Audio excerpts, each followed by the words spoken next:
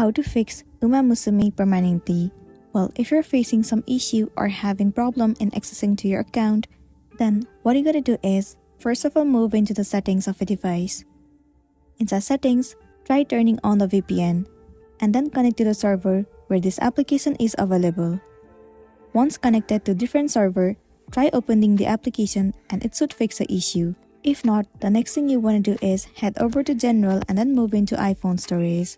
Once you're in this page, in the search bar, search for Umamusume and then move into it. Now click on Offload App and then once again tap on Offload App. It should fix the issue that you have been facing as it clears all the unwanted bugs and make your application run smoothly.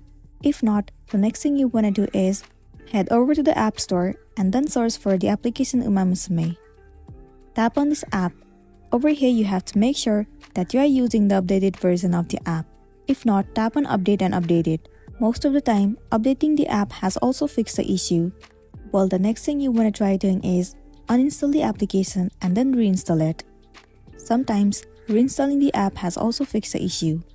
So that's the wrap for this video. If this video helped you, give it a like and check out our next tutorial. Thank you.